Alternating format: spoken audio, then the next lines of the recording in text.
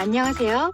오늘 방송은 기시의 핵심 글인데 시진핑의 1대1로 중국몽 2050년까지 한반도와 일본 열도까지 공산화하겠다는 거대한 꿈과 이에 편승하여 친중 종북하는 문진핑과 대한민국 땅의 동조 세력들인 공산당 카르텔의 동향을 파헤쳐보겠습니다.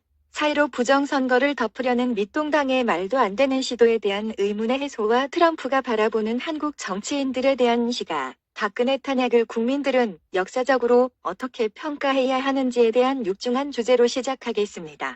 방송에 앞서 구독과 좋아요, 알림 설정을 하신다면 민의를 대변하라고 찍어준 국민들을 배신하고 도리어 국민들에게 큰 대변을 싸서 날려보낸 이준석을 비롯한 밑동당 국회들과 나날이 자유대한민국을 파괴하고 있는 김무성, 문진핑, 홍석현, 윤석열, 홍준표, 황교안, 김영호, 심재철, 손석희 같은 놈들의 한문이 오늘 밤새 죄다 헐어서 괄약근 괴사증으로 줄줄이 병원에 입원하는 행운이 따를 것입니다.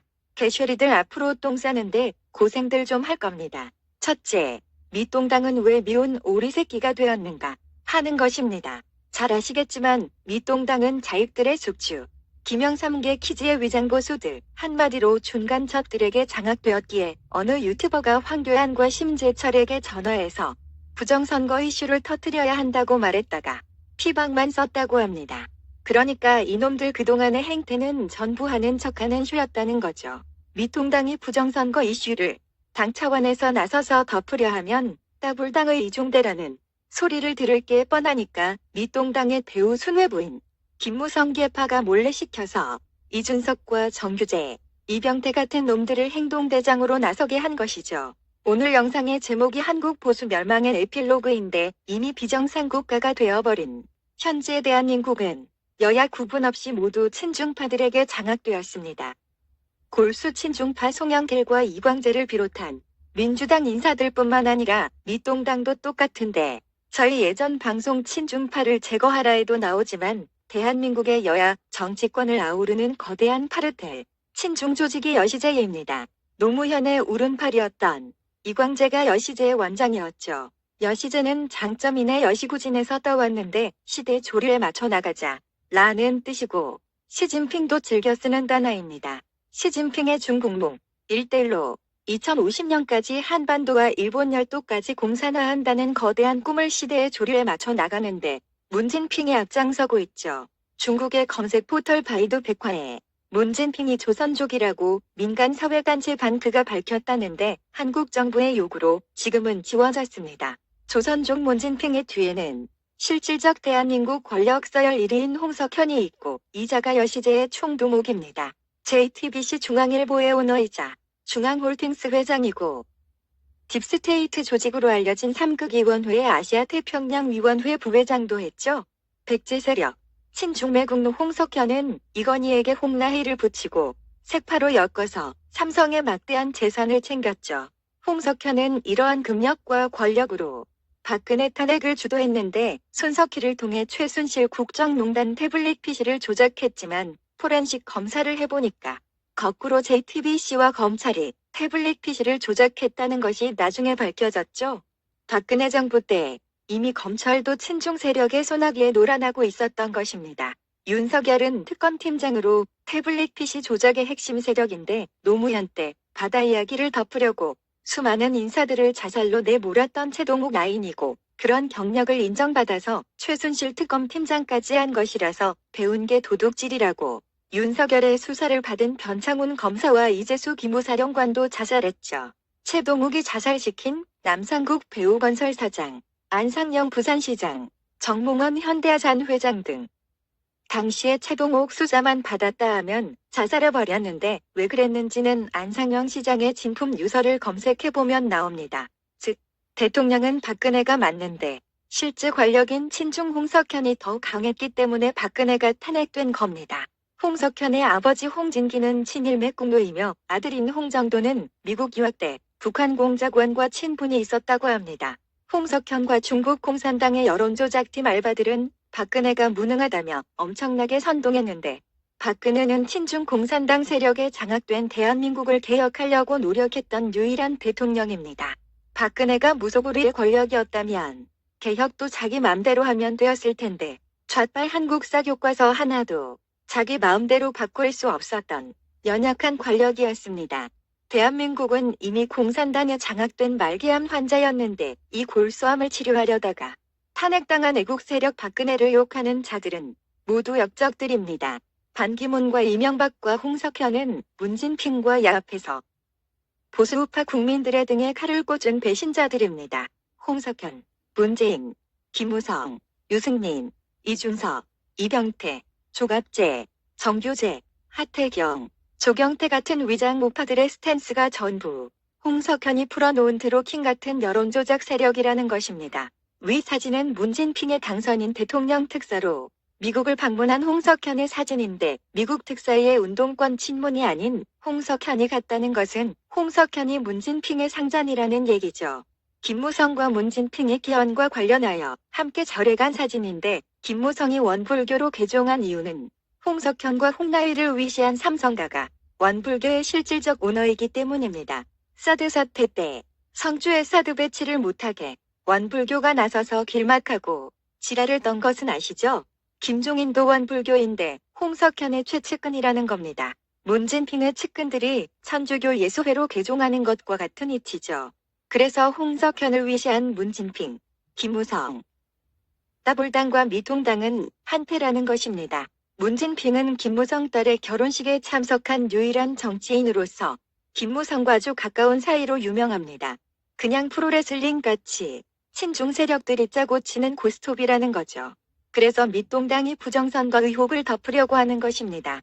황교안은 순수하고 관련이 없다는 사람도 많은데 자한당의 황교안을 데려온 사람이 김무성이고 박근혜 정부 때 국무총리까지 했던 황교안은 구속은커녕 기소조차도 안 되었죠.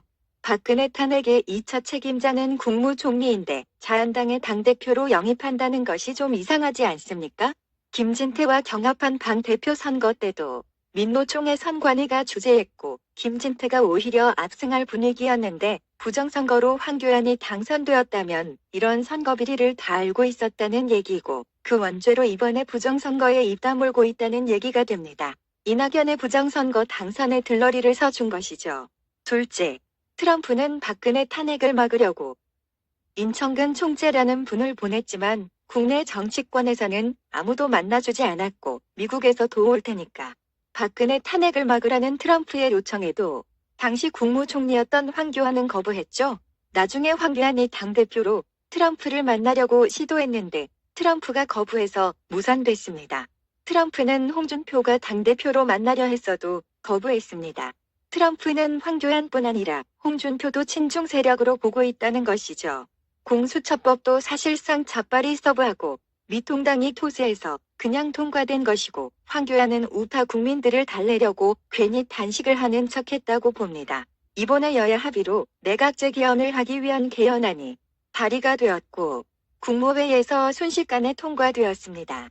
김무성이 장악하고 있는 사기 탄핵 언론의 선봉장들이었던 자칭 보수 언론 조중동은 부정선거는 물론 내각 재개헌에 대해서도 입을 다물고 있죠. 황교안도 친중 세력인 이유는 당대표가 되고 나서 빨갱이 김현장을 임명했고 태블릿 PC 판결을 존중한다고 했죠. 내각 재개헌하자고 하고 5.18 광주에 가서 임을 위한 행진곡을 손 흔들면서 부르고 유승민 밤이당과 통합했습니다. 총선 공천관리위원장에 사기 탄핵에 가담한 친이계 김영호를 임명하고 선대위원장에 사기 탄핵 핵심 인물로 홍석현의 최측근인 김종인을 불러들이고 무능한 척소를 하면서 문진핑을 돕고 민주당 이중대가 미통당이며 여야가 홍석현을 중심으로 쿠데타를 일으킨 한통속인데 사기 탄핵과 부정선거가 밝혀질까요? 그렇게 되면 판이 깨지는데 말입니다. 절대 그런 일은 없을 겁니다. 저희 방송 대시보드의 연방제 시나리오에 총선이 끝나면 좌파만 남고 우파는 전멸한다고 예언했지만 현재 대한민국은 정치권, 검찰, 법원, 선관위까지 모두 장악되었습니다. 물론 미국이 개입하면 판이 깨질 수는 있겠지만 현재 한국 내에서 판이 엎어질 가능성은 제로 상태입니다. 셋째, 박근혜 무죄 석방. 그리고 명예회복과 복직이 필요한 이유는 단지 박정희에 대한 향수나 박근혜에 대한 연민으로 그런 것이 아닙니다. 박근혜와 대한민국 국민들은 운명 공동체이기 때문에 박근혜를 살리고 친중 세력을 제거해야 자유대한민국이 생존할 수가 있기에 박근혜라는 인물이 중요한 것입니다. 박근혜 탄핵은 여시제의 친중파 백제 세력과 자유대한민국의 우파인 신라 세력과의 전쟁이었고 신라가 졌습니다. 현 정치판은 더불당과 미통당 간의 싸움이 아니고 친중 여시제 탄핵 세력과 애국보수 박근혜 세력과의 전장입니다. 어느 한쪽이 이기면 둘 중 하나는 무조건 죽는 게임입니다. 왜냐하면 친중 세력이 사기탄의 쿠데타를 일으켰으니까요. 쿠데타 실패하면 다 죽는 거죠. 현재 박근혜 정부의 인사들은 150여 명이 구속되어 있습니다. 이런 상황에 친중 여시제 세력들은 싸우는 척소를 하지만 결국 목적은 하나입니다. 애국보수 박근혜 세력을 말살시켜서 대한민국을 장악한 뒤에 나라를 중국에 팔아넘기고 자신들은 영원히 대한민국에서 특권층으로 살겠다는 것이죠. 그런데 이것이 월남패만 때 친북 종중 세력들이 모두 집단 농장에 끌려가거나 교화소에서 처형되었다는 교훈을 모르는 친중 종북 세력들의 위대한 착각입니다. 중공과 북회공산당에 의해 남한이 적화 통일되면 자신들이 제일 먼저 철조망에 매달린다는 사실을 모르는 멍청이들입니다.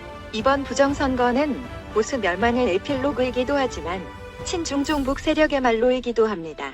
박근혜 탄핵과 사이로 부정선거는 좌우파 모두가 다 죽는 길이며 자유대한민국이 만국행 특급 열차를 탄 것입니다. 이제 국민들이 스스로 일어나 붉은 바퀴벌레들을 모조리 소탕하거나 유엔과 국제사법재판소에 호소하거나 트럼프가 해결해 주기를 바랄 수밖에 없는 절체절명의 벼랑 끝에 한국민들은 줄을 서 있다. 한 줄기 미품만 불어도 절벽 아래로 떨어져 모두가 다 죽는다. 절체절명의 벼랑 끝에 한국민들이 줄을 서 있다. 한 줄기 미품만 불어도 절벽 아래로 떨어져 모두가 다 죽는다.